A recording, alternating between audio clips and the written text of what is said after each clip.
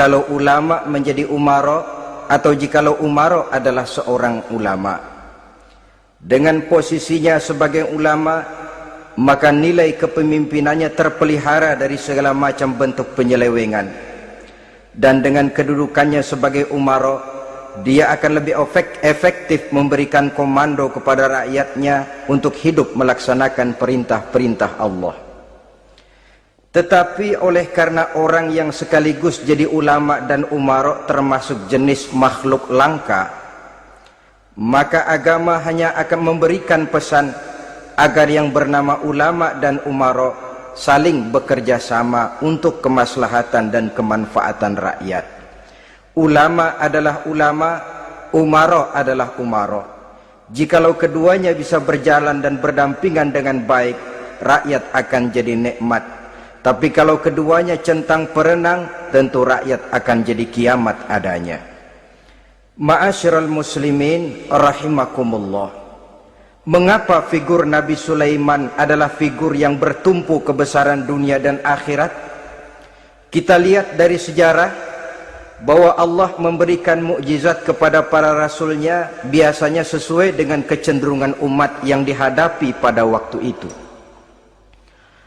Umat yang dihadapi Nabi Musa alaihi salam adalah umat yang senang kepada kegagahan, suka kepada bentuk badan yang kuat.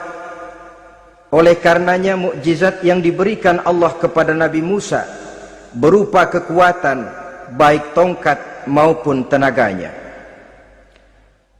Sebaliknya, umat di zaman Nabi Isa alaihi salam cenderung berbangga dengan kemahirannya di bidang ilmu kedokteran dan ketabiban.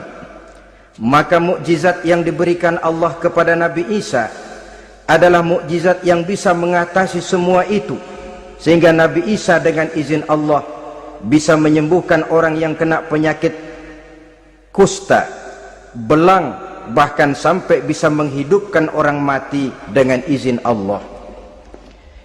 Di zaman Nabi Muhammad sallallahu alaihi wasallam, kecenderungan umat kepada kemampuan bersyair, sehingga ketika itu yang dihargai adalah ujung tombak dan ujung pena. Ujung tombak dalam arti pahlawan perang dan ujung pena dalam arti seniman dan penyair. Maka di antara mukjizat terbesar yang diberikan kepada Nabi adalah Al-Quranul Karim, yang keindahan gaya bahasanya tidak seorang penyair pun sanggup menandinginya.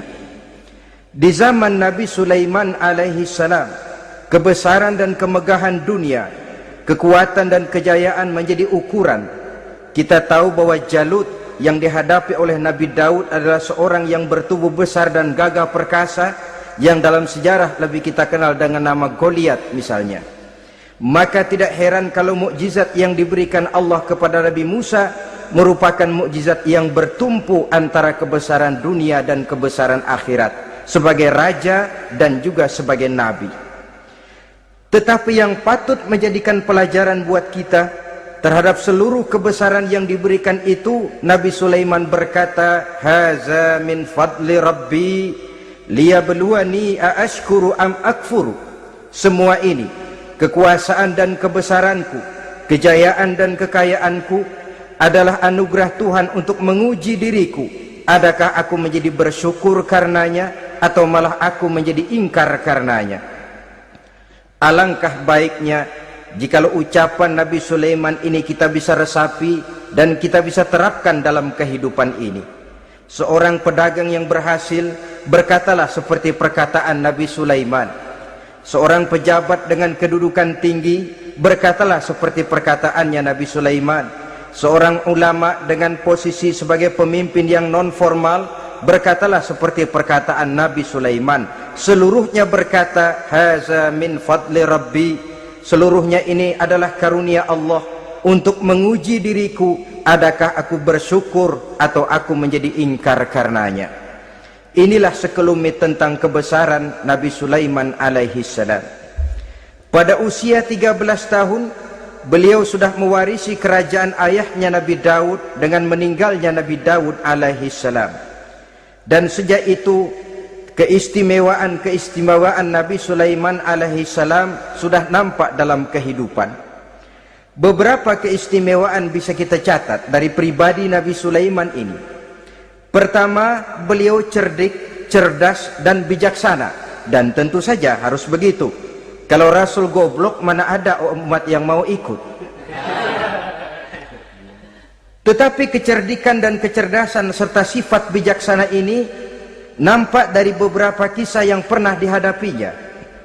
Pertama, di saat beliau berumur 11 tahun, ketika itu yang menjadi raja adalah ayahnya Nabi Daud, datang mengadu seorang petani bahwa sawah ladangnya, tanaman-tanaman yang ditanamnya habis dimakan oleh binatang ternak dari tetangga di sebelahnya. Maka ia mengajukan usul agar binatang ternak yang memakan tanam-tanamannya itu diberikan saja kepadanya.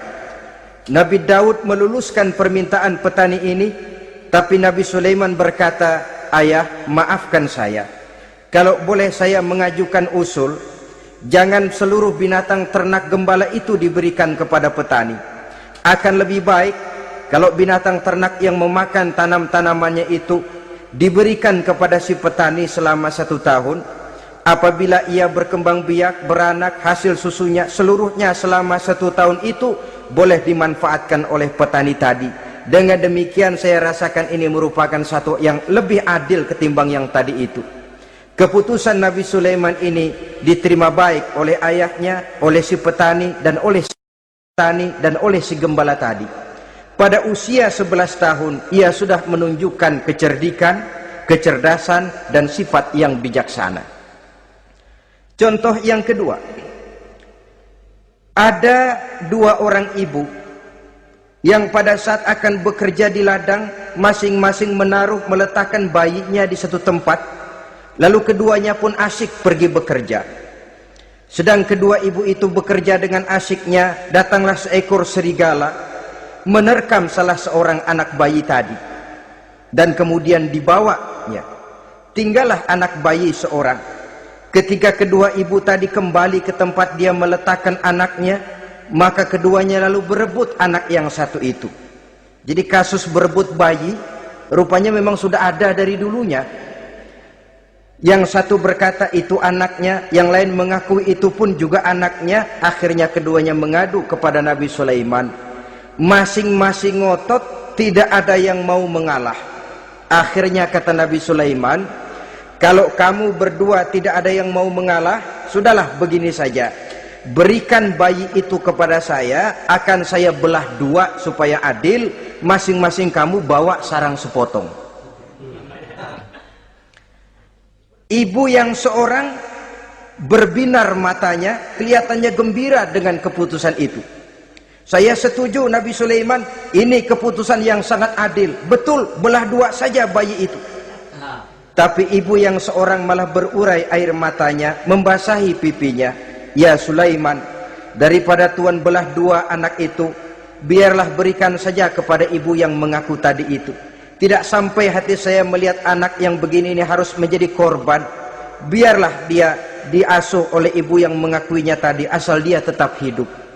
Nabi Sulaiman tersenyum, lalu berkata kepada ibu yang berurai air mata tadi, "Ambillah anak ini, Bu, karena ia memang benar anak ibu. Sebab sekejam-kejamnya hati seorang ibu tidak akan sampai melihat anaknya dibelah 2. Adapun engkau ibu yang gembira, engkau sesungguhnya ibu yang kurang ajar. Cuma sekedar ngaku-ngaku, buktinya anak mau dibelah 2 kamu setuju. Ibu macam apa kamu anak dibelah 2 setuju?" Akhirnya ibu yang satu itu menerima hukuman yang setimpal karena mengakui sesuatu yang bukan haknya. Di sini kita lihat kebijaksanaan yang dimiliki oleh Nabi Sulaiman alaihi salam. Bukti yang ketiga, pada waktu beliau mengadakan jihad fi sabilillah, beliau mengadakan mobilisasi dana. Tidak cuma manusia, binatang seluruhnya ikut memberikan sumbangan. Ketika datang gajah, gajah nyumbang kerbau. Datang kerbau, kerbau nyumbang kambing. Datang kambing, kambing nyumbang ayam. Datang ayam nyumbang burung. Datang burung nyumbang balang. Datang balang nyumbang semut. Gajah yang nyumbang kerbau ngelihat balang nyumbang semut ketawa. Hei semut, balang, Nabi Sulaiman kamu berikan semut untuk apa kayak gitu kecilnya? Lihatin dong saya nyumbang kebo, kata gajah. Nabi Sulaiman tersenyum seraya bersabda, al-hadiyatu biqadril muhdi. Pemberian itu memang sesuai dengan kemampuan orang yang memberi. Kalau gajah nyumbang kerbau itu wajar saja, gajah besar sumbangannya pun besar. Sebaliknya kalau balang nyumbang semut itu juga memang pantas, balang kecil sumbangannya pun kecil. Yang tidak wajar kalau ada balang mau nyumbang kerbau, ada gajah nyumbang semut. Di sini kelihatan watak yang bijaksana dari Nabi Sulaiman alaihi salam. Ini merupakan ciri keistimewaannya.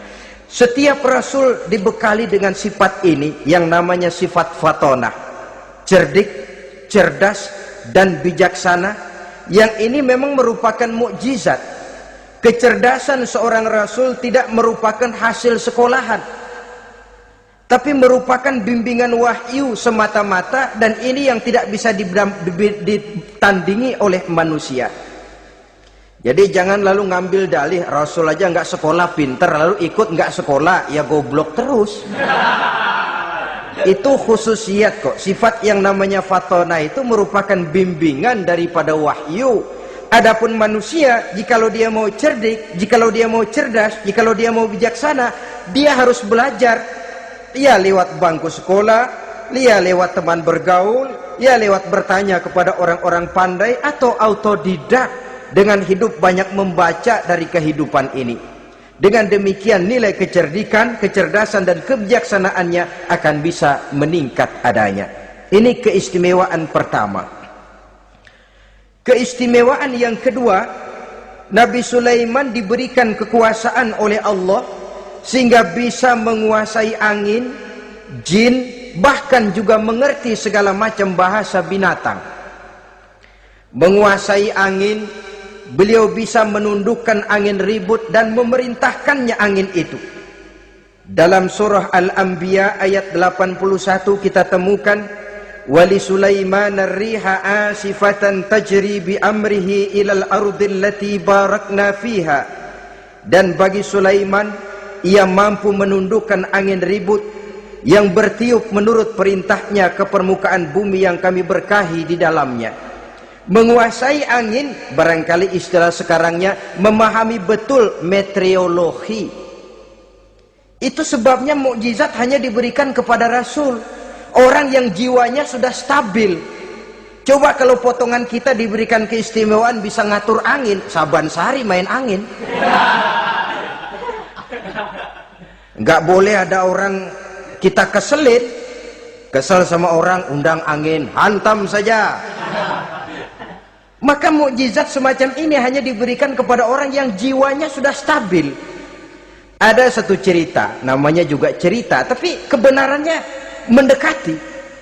Seorang wali di tanah Jawa sholat Jumat di Masjidil Haram di Mekah itu. Namanya wali kalau di Jawa kan pakai belangkon. Dia sembahyang di Masjidil Haram. Ini ada orang Arab usil, tumben ngelihat belangkon. Ini apa di tengah masjid? Dia tepak belangkon itu, miring di atas kepala. Begitu belangkonnya miring, tanah kayaknya ikut miring. Sehingga penduduk heran, ini apa tanah jadi miring begini?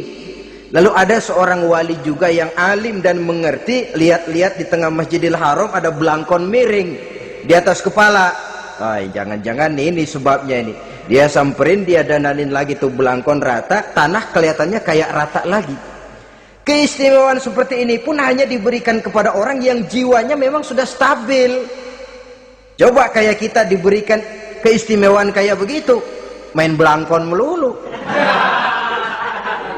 Saudara-saudara kaum muslimin rahimakumullah, juga bisa menguasai jin, memerintahkan jin, dan juga mengerti segala macam bahasa binatang.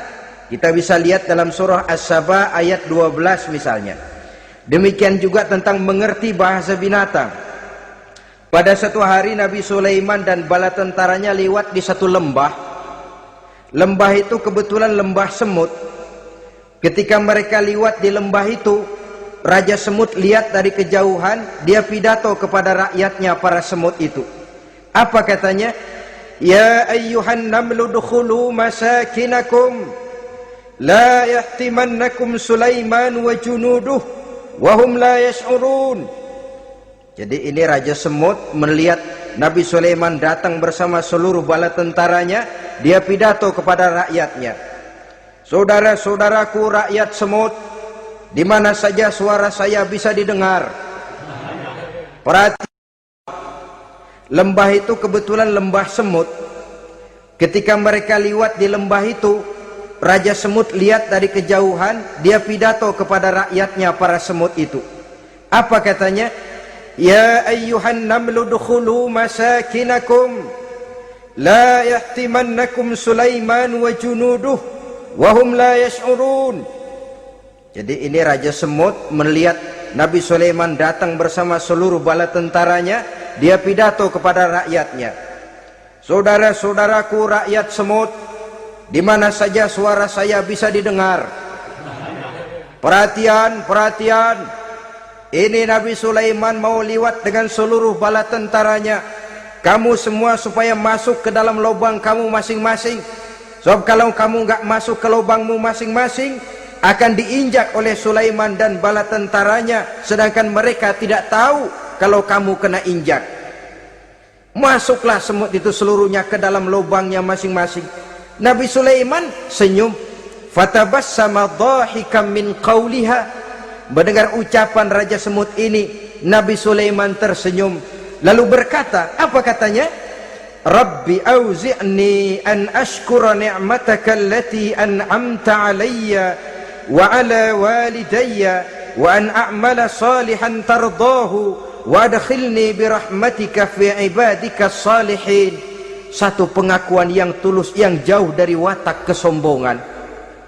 Mendengar Raja Semut berkata semacam itu, beliau senyum lalu berkata, wahai Allah, tetapkan kiranya hati saya ini untuk selalu bersyukur terhadap nikmat yang Engkau karuniakan kepada saya. Karena nikmatku, nikmat yang Engkau berikan kepadaku, saya mengerti bahasa binatang. Karena mengerti bahasa binatang, saya mengerti seruan Raja Semut itu. Tetapkan saya untuk selalu bersyukur ya Allah atas nikmat yang Engkau berikan ini, atas nikmat yang Engkau berikan kepada kedua orang tua saya, dan tetapkan saya untuk selalu melakukan amal soleh yang Engkau ridhoi, dan masukkan saya ke dalam golongan hamba-hambamu yang soleh. Satu pengakuan yang tulus yang jauh dari sifat kesombongan.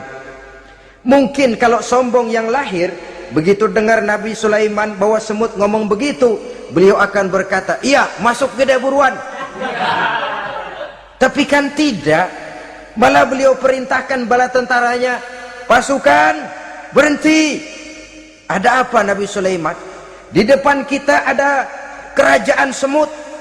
Mereka lagi kocar-kacir masuk ke sarangnya masing-masing. Tunggu sampai mereka masuk dan kita bisa lewat dengan aman tanpa harus menginjak-injak mereka. Bala tentaranya di stop dan berhenti. Ternyata kebesarannya tidak menyebabkan ia lalu memandang remeh sampai kepada makhluk yang bernama semut sekalipun. Masih tetap dihargainya sebagai makhluk dari Allah Subhanahu wa ta'ala. Sesuatu yang perlu menjadi contoh kita semua. Sebab orang bilang kadang kacang sering lupa akan kulitnya. Kadang posisi kita yang tinggi menyebabkan kita lupa dari mana kita berasal. Kadang harta yang kita miliki menyebabkan kita lengah dari mana kita datang. Akhirnya yang timbul adalah sifat sombong dan angkuh, ibarat kata orang, kacang lupa dengan lanjarannya. Ma'asyiral muslimin rahimakumullah. Ini kebesaran dan keistimewaan yang diberikan Allah kepada Nabi Sulaiman alaihi salam. Apa yang perlu kita jadikan tamsil dan ibarat dari kebesaran ini? Saudara-saudara kaum muslimin rahimakumullah. Keadilan sebagai umara yang berpadu dengan kebijaksanaan sebagai ulama. Satu hari seorang sahabat bertanya kepada Rasulullah sallallahu alaihi wasallam, "Ya Rasul, kalau pada satu saat ajal merenggut Tuhan, Tuhan berlalu meninggalkan kami sekalian. Kita berpisah untuk selamanya ya Rasul. Dalam kondisi semacam itu, azahrul ardi khairul lana ambatniha. Mana yang lebih baik ya Rasul buat kami kalau sudah ditinggalkan oleh Tuhan? Permukaan bumi atau perut bumi yang lebih baik? Ini pertanyaan dengan bahasa kinayah. Permukaan bumi maksudnya hidup, perut bumi maksudnya mati. Orang kalau sudah masuk ke perut bumi kan habis. Ya Rasul, kalau engkau sudah tidak ada meninggalkan kami semua, mana yang lebih baik buat kami, hidup atau mati? Bukan main pertanyaan ini. Di satu sisi menggambarkan cintanya sahabat kepada Nabi, sehingga kalau tidak bisa mati bersamaan, biarlah mati beriring saja. Di lain pihak juga mencerminkan bingungnya sahabat kalau sudah ditinggalkan oleh Rasul. Atas pertanyaan ini apa jawab Rasul? Kamu nggak usah khawatir.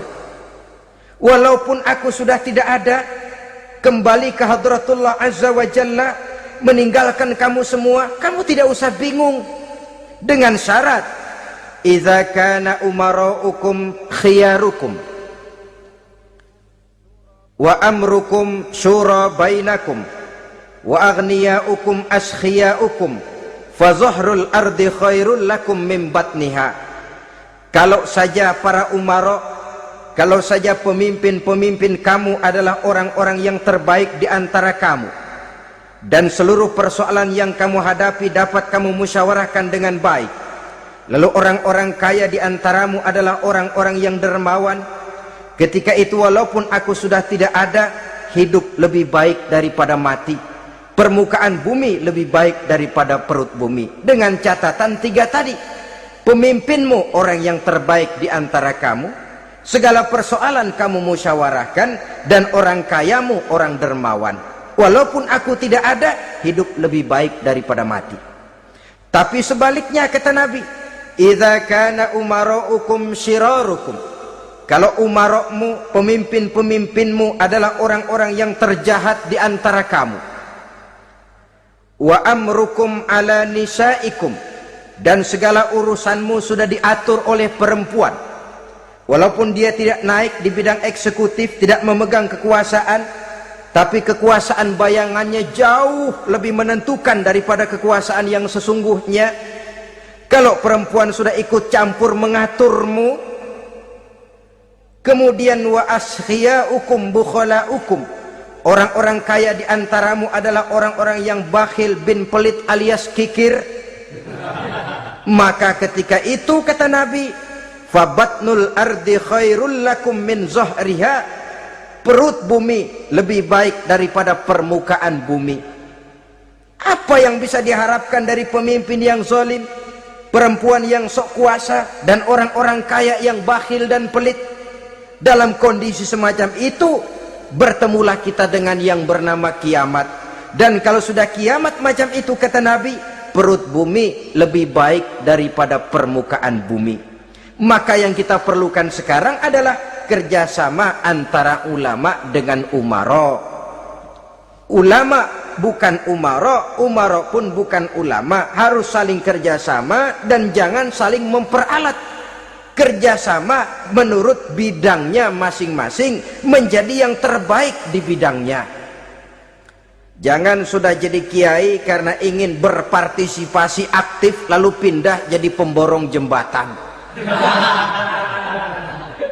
Tidak sadar akan profesinya, dan orang lalu tidak bisa berkata, apaan kiai mubalik bisanya cuma ngomong saja. Sekarang kan zaman pembangunan perlu karya nyata.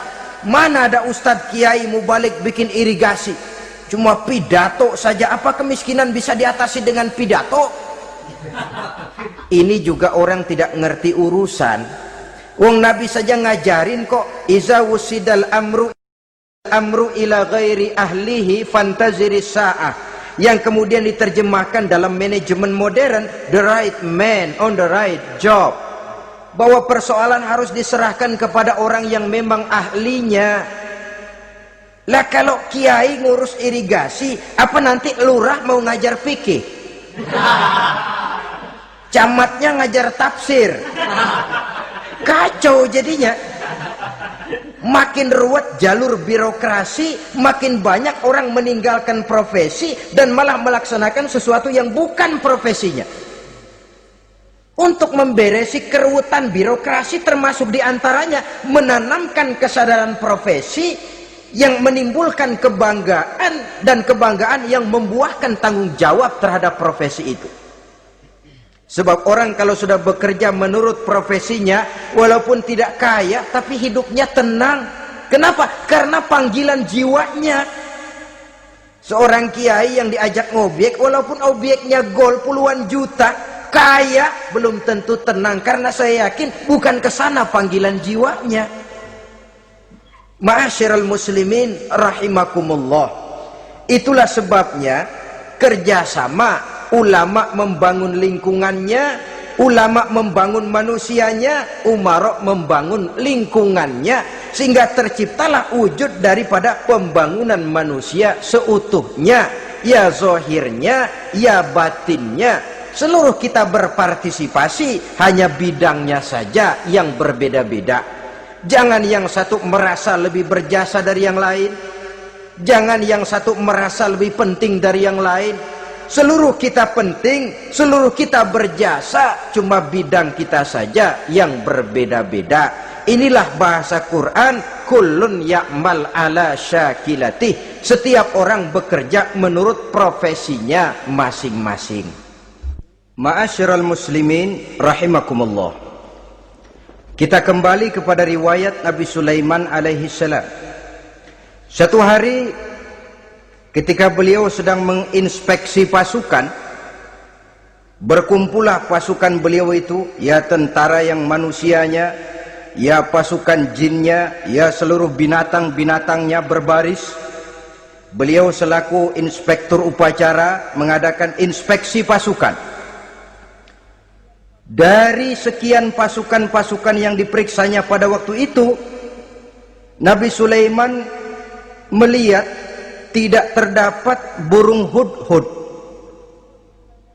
Beliau bertanya-tanya, "Ma liya aral hudhuda am kana minal ghaibin?" Kemana burung hudhud? Orang lain pada kumpul, dia sendiri tidak ada. Awas kalau dia datang, kalau dia tidak bisa memberikan alasan yang tepat kemana dia, akan saya berikan sanksi dan hukuman. Ini namanya pemimpin yang bertanggung jawab toh.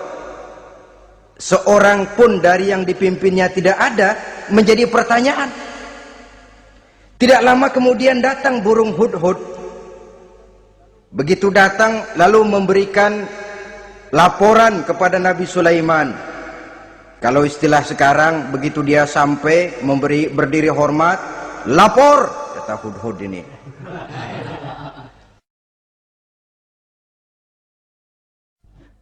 Bagaimana hudhud? Maaf Tuan Raja, saya terlambat. Iya, kenapa terlambat? Patroli Tuan Raja. Kemana saja kamu patroli? Keliling. Lalu apa hasilnya? Inni wajadtu imra'atan tamlikuhum wa utiyat min kulli syai'in wa laha arsyun azim. Saya baru patroli ke satu negara yang bernama Sabah, Tuan Raja. Sabah, saudara tahu Sabah? Di mana itu? Dekat ibu kota Yaman sekarang. Di sana Tuan Raja, kata hudhud ini, wajadtu imra'atan tamlikuhum. Yang jadi raja perempuan. Kalau Tuan raja besar, Tuan orang laki. Ayah Tuan raja besar Nabi Daud laki. Ini mah model Tuan Raja. Orangnya rajanya raja besar tapi perempuan. Tumben saya ngelihat ada raja perempuan, kerajaannya begitu besar. Begitu. Iya. Lalu dia jadi raja bagaimana? Ya mewarisi kerajaan ayahnya Sri Baginda Raja Syarahil. Ketika ayahnya wafat, dia naik. Walaha arsyun azim, singgasananya besar, bagus, antik Tuan Raja. Terus bagaimana lagi? Wajadtuha wa qaumaha yasjuduna lisyamsi min dunillah. Yang jadi pikiran saya, Tuan Raja, dengan kekuasaan yang besar, mereka itu seluruhnya, seluruh bala tentaranya dan kaumnya, yasjuduna lisyamsi, mereka menyembah matahari, bukan menyembah Allah. Mendengar ini Nabi Sulaiman tergerak hatinya. Waktu mendengar rajanya perempuan, kekuasaannya besar, belum tergerak. Tapi ketika sampai kepada yasjuduna lisyamsi, mereka sujud kepada matahari, di situ pribadi seorang rasulnya tergerak. Siapa nama ratu itu? Namanya Ratu Balkis, Tuan Raja. Begini Hudhud, laporan kamu saya terima. Alasan kamu datang terlambat bisa dipertanggungjawabkan. Kamu tidak kena hukuman. Cuma begini saja Hudhud, karena kamu yang laporan, kamu yang tahu lokasi negaranya, kamu yang harus melaksanakan tugas ini. Apa Tuan Raja? Idhab bi kitabi hadza fa'alqih ilaihim. Kamu berangkat lagi ke negeri Sabah, bawa surat saya, berikan kepada mereka. Thumma tawalla anhum, kemudian kamu berpaling dari mereka, tapi jangan pulang. Fanzur madza yarji'un, lihat apa reaksi mereka setelah menerima surat ini. Baik Tuan Raja, baik. Nabi Sulaiman menulis sepucuk surat kepada Ratu Balkis, dan surat itu dibawa oleh burung Hudhud tadi. Terbanglah si burung Hudhud ini ke negeri Sabah, masuk ke istana Ratu Balkis, dan surat itu jatuh di kamar Ratu Balkis. Diambil surat tadi, kemudian dibaca. Apa isi suratnya? Innahu min Sulaiman wa innahu bismillahirrahmanirrahim alla ta'lu alayya wa'tuni muslimin. Surat ini dari Sulaiman. Bismillahirrahmanirrahim. Jangan kamu merasa lebih tinggi dari aku. Datanglah kepadaku dan masuk ke dalam agama Islam. Suratnya singkat, padat, ultimatum. Jadi nggak pakai bahasa kembang, nggak pakai bahasa basi, langsung kepada isi. Surat ini dari Sulaiman. Bismillahirrahmanirrahim. Jangan kamu merasa lebih tinggi dari aku. Datanglah kepadaku dan masuklah ke dalam agama Islam. Ini yang disebut dakwah langsung tanpa pakai kembang. Saudara-saudara, menerima surat semacam ini, Ratu Balkis lalu ngumpulin para pembantu kerajaan, aparat pemerintah lah zaman sekarang, termasuk menteri-menteri, dipanggil sidang darurat di istana Ratu Balkis, membahas datangnya surat dari Nabi Sulaiman alaihissalam. Tuan-tuan para menteri, bagaimana Sri Ratu? Saya dapat surat. Dari mana? Dari Sulaiman. Katanya apa? Jangan kamu merasa lebih hebat dan lebih tinggi dariku. Datanglah kemari dan masuklah ke dalam agama Islam. Menurut pendapat tuan-tuan menteri, bagaimana surat ini? Apa kita penuhin permintaannya? Kita datang rame-rame masuk Islam? Oh, kata menteri, jangan dulu tuanku, gengsi dong. Kita ini kan kerajaan besar, tentara kita gagah, masa mau menyerah tanpa syarat? Ini kan kerajaan besar, tentara kita gagah, masa mau menyerah tanpa syarat? Soal nanti kita kalah atau menang itu soal lain, Tuan Perdana Menteri, Tuan Ratu. Tapi bahwa kita punya harga diri itu harus kita tunjukkan lebih dulu. Jadi menurut Tuan Menteri bagaimana? Kami sih nunggu komando Tuan Putri saja. Artinya kalau boleh perang saja. Cuma mau duluin, takut dikira nyelongcong. Kami sih gimana komando Tuan Ratu saja. Tuan komandokan berangkat, kami segera berangkat. Terserah Tuan Putri, kami seluruhnya loyal taat dan setia menunggu titah dari Sri Paduka Ratu. Terima kasih para menteriku. Soal kesetiaanmu saya tidak meragukan. Tapi perang dimanapun selalu membawa kerugian. Kita menang rugi, tentu jatuh korban. Apalagi kalau kita kalah. Dan raja-raja yang mengalahkan negeri-negeri lain selalu membawa kehinaan kepada negeri yang dikalahkannya. Jadi bagaimana? Sekarang begini saja, kita ambil jalan tengah. Lalu diplomasi dulu. Diplomasi macam apa Tuan Ratu? Kita kirim utusan kepada Nabi Sulaiman. Dari sana nanti kita lihat reaksinya. Saya memang selama ini sudah dengar siapa itu Nabi Sulaiman. Katanya orangnya masih muda, masih bujangan, bijaksana, kekuasaannya besar, tentaranya hebat. Cuma kan baru berita, kita cek. Jadi diplomasi macam apa Tuan Ratu? Kita kirim utusan kepada Raja Sulaiman. Kita bawakan hadiah-hadiahnya yang mahal-mahal, mewah-mewah, menarik. Pokoknya yang terbaik di negeri kita berikan kepadanya. Lihat reaksinya. Kalau dia tergiur dengan hadiah itu, dia raja, bukan nabi.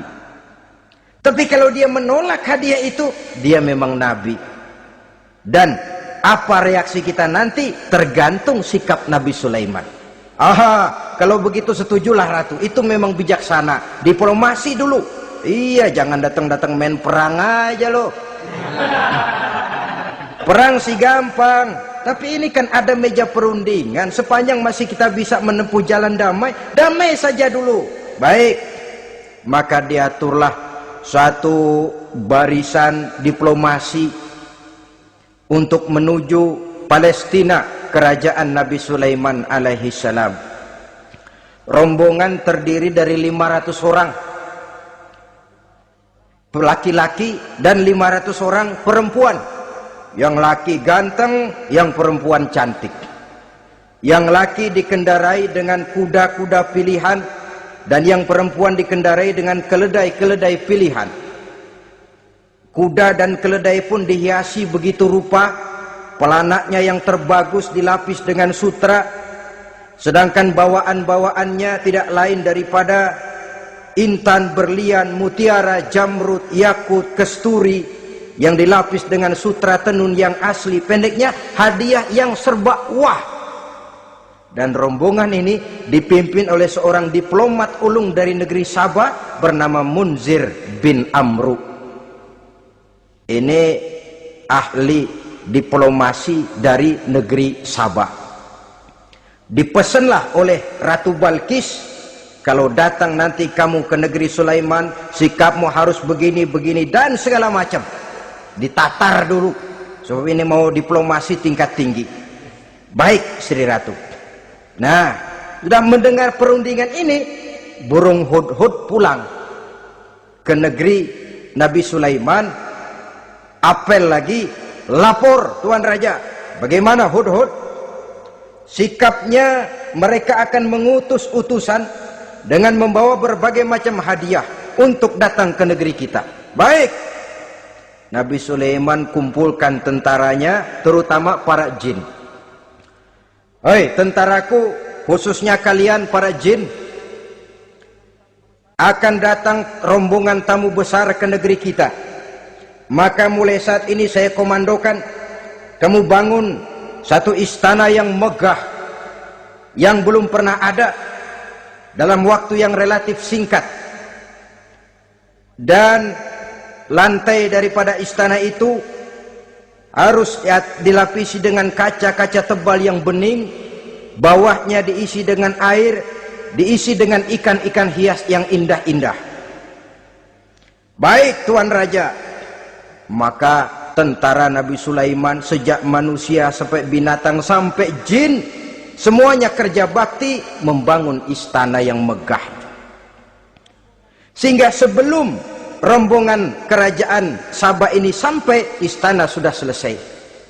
Mereka masuk ke dalam istana Nabi Sulaiman. Begitu melihat lantainya gemerlapan air, masing-masing pada ngangkat kain.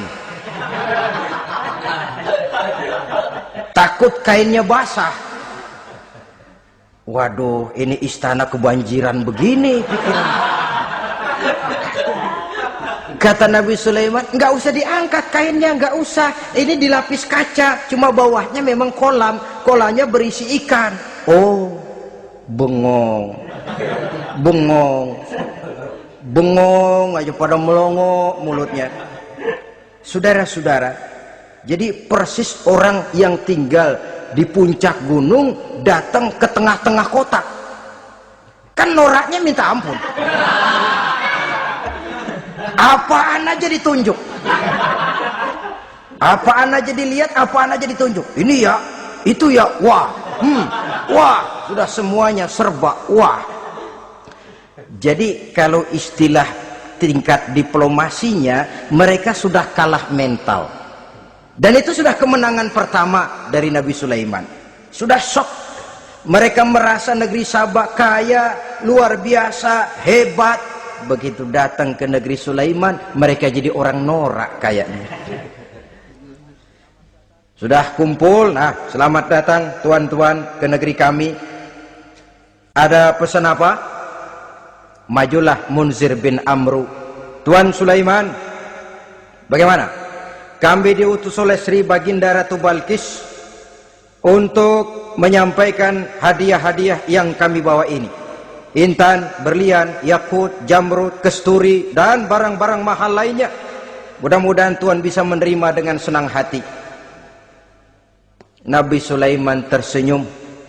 Lalu beliau berkata, Atumiddunani bimalin, fama atani Allahu khairun mimma atakum. Kamu mau memberikan saya seluruh hadiah-hadiah permata intan ini? Padahal apa yang telah diberikan Allah kepada saya jauh lebih baik dari apa yang telah diberikannya kepadamu. Kamu merasa bahwa saya kekurangan semua ini? Ketahuilah tuan-tuan, saya punya lebih banyak dari apa yang tuan-tuan berikan sekarang ini. Irja' ilaihim, bawa pulang kembali seluruh hadiah ini. Sampaikan salam saya kepada ratumu, Ratu Balkis. Falanatiyannahum bijunudin la qibala lahum biha. Kalau mereka tetap tidak mau datang menyatakan keislaman, kami yang akan datang ke sana dengan seluruh bala tentara kami yang mereka pasti tidak akan sanggup menghadapinya. Saudara bisa baca dalam surah An-Naml ayat 36. Saudara hadirin ma'asyiral muslimin rahimakumullah. Kalau orang sudah silau dengan yang namanya upeti, hadiah, harta, secara mental dia sudah jatuh. Andai kata ketika itu Nabi Sulaiman menerima seluruh hadiah tadi, maka misi kerasulannya tidak akan jalan. Wibawanya hancur, dan dia tidak akan sanggup lagi mendakwahkan Ratu Balkis untuk masuk ke dalam agama Islam. Dia akan jadi cemoohan di negeri Sabah. Sulaiman ngomong aja dikasih hadiah telap. Nah, ternyata ada yang lebih mahal dari harta, ada yang lebih mahal dari intan dan mutiara, ada yang lebih mahal dari pangkat dan kedudukan. Apa dia? Harga diri. Dan itu yang langka sekarang ini. Lebih baik jalan kaki tapi kita bebas mendongakkan kepala kemanapun kita mau, daripada naik mobil empuk tapi mata nunduk saja nggak berani lihat ke atas. Kehilangan harga diri. Ulama yang kehilangan harga diri akan menyelewengkan ayat. Pejabat yang kehilangan harga diri akan melakukan segala macam penyelewengan dan lain sebagainya. Harga diri sesuatu yang mahal, terutama di kota-kota besar, kota-kota yang menyandang gelar metropolitan. Biasanya harga diri ini sudah tidak dihiraukan orang lagi. Cuma untuk uang yang relatif kecil, cuma untuk kedudukan yang temporer, orang tidak segan-segan mengorbankan sesuatu yang paling mahal yang bernama harga diri. Akhirnya suap merajalela, sogok menjadi-jadi, semir pun menjamur. bahkan malah kadang-kadang jadi target. Sehingga ada pernah berita jabatan wakil gubernur katanya dikomersilkan, siapa yang bisa memberikan sekian puluh juta dia akan naik. Ini kalau sudah begini ya salam, orang itu kalau memperoleh satu jabatan karena mengeluarkan banyak uang, percayalah saudara, begitu dia naik ke jabatan itu, langkah pertama yang dia lakukan bagaimana supaya uangnya bisa kembali. Bukan bagaimana bekerja sebaik-baiknya, bukan bagaimana mensejahterakan rakyat sebaik-baiknya. Karena dia merasa naik jabatan banyak mengeluarkan uang, setelah dia naik gimana supaya pulang modal dulu, lebihnya kalau ada baru bekerja buat rakyat, itu pun kalau nggak keburu pensiun. Kadang-kadang malah lebih celaka lagi, kalau sudah mau pensiun baru bikin pemutihan. Wah, saya baru rajin iktikaf di masjid, pergi haji. Kenapa? Udah pensiun. Tapi waktu masih aktif, tanda tangan masih laku, nota masih dihargai, kata belece masih berwibawa, lupa berbuat untuk hari depan dirinya sendiri, yaitu akhiratnya, konon lagi untuk umat dan agamanya. Jadi untuk mengabdi, berbuat baik kepada umat, berkhidmat kepada agama, iktikaf di masjid, tuan-tuan, tak usahlah nunggu sampai pensiun. Manfaatkan posisi yang tuan-tuan punya sekarang ini untuk beribadah dengan sebaik-baiknya. Itu pun masih bersyukur, masih bisa mengadakan pemutihan daripada tidak sama sekali. Cuma alangkah akan lebih efektifnya lagi kalau itu diawali pada saat kita masih mempunyai posisi kunci. Ini reaksi Sulaiman, saudara-saudara. Diberikan hadiah yang mahal, atumidunani bimalin, kamu mau nyogok saya dengan hadiah ini? Yang diberikan Allah lebih hebat dari yang kau bawa sekarang ini. Apa yang saya cari?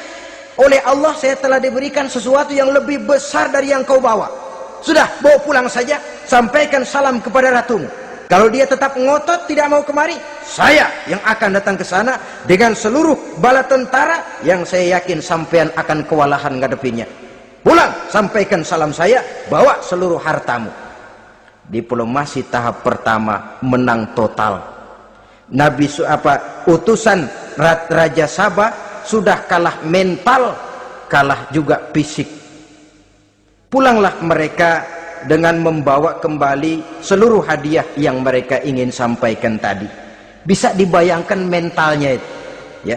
Sama juga kita sudah punya niat ingin menyogok seseorang, tahu-tahu yang mau disogok nggak nerima, pulang kayaknya muka kan belipet. Sulit ketemu orang. Jadi perasaan kita orang pada ngetawain aja, padahal orang mah nggak tahu persoalannya. Tapi sikap mental sendiri itu. Jadi memang saudara-saudara ini berkaitan. Walaupun yang mau nyogok banyak, kalau yang disogok nggak mau, nggak jadi. Walaupun ada yang minta disogok, kalau yang mau nyogok nggak ada, juga nggak nyetel. Nah ini nyetel, yang mau nyogok banyak, yang disogok pun ada. Jadilah perbuatan itu. Ma'asyiral muslimin rahimakumullah. Sampai mereka di kerajaan Sabah, mereka ceritakan itu, Ratu Balkis bengong. Ternyata yang saya dengar selama ini memang benar rupanya. Sulaiman bukan cuma raja, tapi juga rasul. Bukan cuma pemimpin negara, tapi juga pemimpin agama. Lalu bagaimana, Saudara Ratu? Biar saya pikir-pikir dulu. Pikir. Bagaimana ya? Sudahlah, begini saja. Kita sekarang berangkat ke negeri Nabi Sulaiman. Saya yang akan langsung memimpin rombongan. Ada dua tujuan Ratu Balkis sebenarnya. Tujuan pertama ingin melihat dengan mata kepala sendiri kebesaran Sulaiman yang selama ini dia cuma dengar beritanya saja. Yang kedua, ada udang di balik batu. Kalau setelah Nabi Sulaiman nanti melihat kecantikan Ratu Balkis ini, dia bisa fly. Nah, istilah anak sekarang, dia bisa fly. Nah, siapa tahu kan karena kecantikannya Nabi Sulaiman lalu jatuh hati, dan Dewi Amor pun bicara. Nanti bila mata bertemu mata, bibir ikut senyum, hati berdetak. Maka terjadilah magnet-magnet saling bersentuhan, percintaan tingkat tinggi. Kan lumayan dapat suami, dapat pacar seorang raja besar. Jadi dengan harapan ini berangkatlah langsung memimpin rombongan. Ada dua tujuan Ratu Balkis sebenarnya. Tujuan pertama ingin melihat dengan mata kepala sendiri kebesaran Sulaiman yang selama ini dia cuma dengar beritanya saja. Yang kedua, ada udang di balik batu. Kalau setelah Nabi Sulaiman nanti melihat kecantikan Ratu Balkis ini, dia bisa fly. Nah, istilah anak sekarang, dia bisa fly. Siapa tahu kan karena kecantikannya Nabi Sulaiman lalu jatuh hati, dan Dewi Amor pun bicara. Nanti bila mata bertemu mata, bibir ikut senyum, hati berdetak. Maka terjadilah magnet-magnet saling bersentuhan, percintaan tingkat tinggi. Kan lumayan dapat suami, dapat pacar seorang raja besar. Jadi dengan harapan ini berangkatlah Ratu Balkis ke negeri Nabi Sulaiman. Hud lapor lagi. Lapor. Gimana Hud? Ini Ratu Balkis yang mimpin sekarang. Baik, kita siap-siap. Begini saja kata Nabi Sulaiman. Siapa yang bisa bawa singgasana Ratu Balkis ke sini? Jin Ifrit tampil. Saya. Berapa lama kamu perlukan untuk membawa singgasana Ratu Balkis kemari? Sebelum Tuan bangun dari tempat duduk, itu singgasana sudah bisa sampai kemari, Tuan Raja. Bagus. Ada yang bisa lebih cepat? Saya, kata seorang ulama. Berapa lama? Sebelum Tuan kedip. Asal Tuan kedip, Tuan melek lagi, singgasana sudah sampai di sini. Baik, kerjakan. Dalam waktu sekejap itu singgasana Ratu Balkis sudah sampai di istana Nabi Sulaiman. Pasang di sini, biar dia dudukin nanti. Rubah sedikit biar dia nggak kenalin. Dirombak sedemikian rupa. Masuk Ratu Balkis ke istana Nabi Sulaiman. Terjadilah kemudian di perundingan semacam tingkat tinggi antara raja dengan raja. Bagaimana Tuan Ratu Balkis? Iya Tuan Sulaiman. Iya bagaimana? Saya kagum dengan kebesaran Tuan.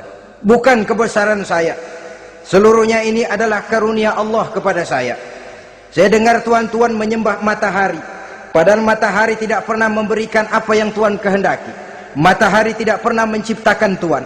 Adalah lebih baik Tuhan menyembah yang menciptakan matahari daripada menyembah matahari itu sendiri. Nabi Sulaiman, bagaimana kalau kita mengadakan ya sambil berunding, sambil lobbying istilah sekarang. Baik, lobbying pun jadi. Berjalanlah meninjau seluruh pelosok istana Nabi Sulaiman alaihi salam. Seperti halnya bala tentaranya, Ratu Balkis juga sampai di lantai kaca, angkat kain. Kata Nabi Sulaiman, jangan diangkat tuh kain. Ini bukan air, istana kaca. Bukan main kebesaran kamu. Melihat begitu kebesaran Nabi Sulaiman, Ratu Balkis yang niatnya sementara mau melontarkan diplomasi asmara, lupa.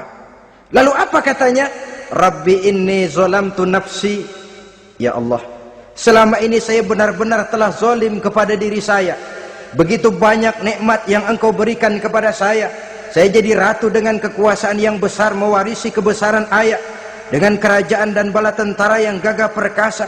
Bukan saya bersyukur kepadamu, malah saya menyembah matahari. Inni zalamtu nafsi, sungguh saya telah zalim kepada diri saya. Maka mulai sejak saat ini, aslamtu ma'a Sulaiman lillahi rabbil alamin. Mulai sejak saat ini ya Allah, saya nyatakan diri, saya masuk Islam, bertuhankan Allah Rabbul Alamin. Saya tunduk kepada Nabi Sulaiman alaihi salam. Masuk Islam sebelum diplomasi asmaranya melayang, saudara-saudara. Sudah masuk Islam? Sudah. Nah, Ratu Balkis sekarang bagaimana? Ya Nabi Sulaiman, kalau saya masuk Islam, apakah kerajaan saya akan tunduk dan diatur oleh kerajaan Tuhan? Tidak. Kamu persilakan pulang ke kerajaanmu, atur negerimu menurut cara yang kamu mau, asal sesuai dengan perintah Allah. Saya bukan penjajah, saya cuma mengajak kamu ke dalam Islam. Saya tidak ingin meluaskan wilayah saya. Asal kamu sudah masuk Islam, tugas sudah saya jalankan. Perkara kerajaanmu, kau pulang, kau atur, dan kau tetap jadi raja. Jangan merasa kalau sudah masuk Islam lalu kerajaanmu saya caplok. Islam bukan penjajah, Ratu Balkis. Baiklah Nabi Sulaiman, saya tahu. Tapi untuk melanggengkan kerjasama antara kerajaan Sabak dengan kerajaan Tuhan, caranya bagaimana? Mulai ngojok-ngojok. Dia nggak bilang, lu demen aja deh sama gue. Enggak. Cuma untuk jangka panjang. Jangka panjangnya Sulaiman, supaya kita tetap bisa kerjasama, caranya bagaimana? Ya supaya kerajaan berumur panjang, kau harus punya keturunan, kata Nabi Sulaiman. Itu kan berarti saya harus nikah. Memang. Tapi saya ratu, suami saya kan paling kurang juga harus maharaja, sahansah. Ya sebenarnya sih cuma dia nggak bilang aja, di kerajaan gue nggak ada yang setimpal, gue maunya sama elo. Itu kalau bahasa kita, cuma ini kan bahasa perempuan.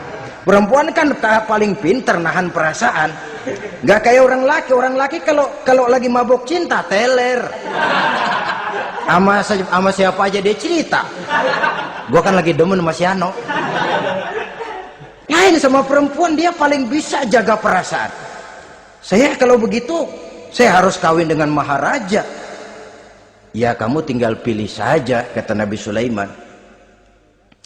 Nabi Sulaiman, ini Perdana Menteri udah pada mesem-mesem, udah paham ke arah mana maksudnya. Bagaimana kalau kita kukuhkan saja dua kerajaan ini, Nabi Sulaiman? Saya pun setuju kalau itu kamu mau punya mau. Wah, ini Perdana Menteri takbir semua. Allahu Akbar, Alhamdulillah, Alhamdulillah. Sampai akhirnya Nabi Sulaiman pun menikah dengan Ratu Balkis. Bergabunglah dua kerajaan besar itu. Saudara-saudara kaum muslimin rahimakumullah. Kemudian setelah bertahun Nabi Sulaiman wafat. Tidak seorang pun tahu karena beliau wafat sedang pegangan tongkat. Ketika tongkat dimakanin rayap, rapuh, baru beliau jatuh. Orang tahu kalau Nabi Sulaiman sudah wafat. Menurut riwayat beliau wafat itu sedang sholat. Karena sholat Nabi Sulaiman cuma diri saja, tidak pakai ruku dan sujud. Menurut riwayat lain beliau sedang memandori jin dan tentaranya yang sedang kerja. Begitulah wafat beliau, kita bisa baca dalam surah Saba ayat ke-14. Setelah beliau wafat, Palestina diserbu oleh Raja Bukhtanasor atau Raja Nebukadnezar. Seluruh kebesaran Sulaiman di bumi hanguskan, istananya dihancurkan, intan permata dan kekayaan beliau dirampok, dan tinggallah kebesaran Sulaiman cuma legenda saja yang kita kenal dengan istilah Haikal Sulaiman. Legenda, riwayat-riwayat yang sampai sekarang ini masih bisa kita telusuri kebenarannya. Saudara-saudara, inilah pertemuan yang singkat ini, walaupun serba singkat, mudah-mudahan ada manfaatnya. Dengan kesimpulan, seluruh anugerah yang ada pada kita hakikatnya karunia Allah. Marilah kita menjadi orang yang pandai bersyukur atas anugerah itu. Amin. Terima kasih atas segala perhatian, mohon maaf atas segala kekurangan. Usikum wa nafsi bitaqwallah. Wassalamualaikum warahmatullahi wabarakatuh. Waalaikumsalam warahmatullahi wabarakatuh.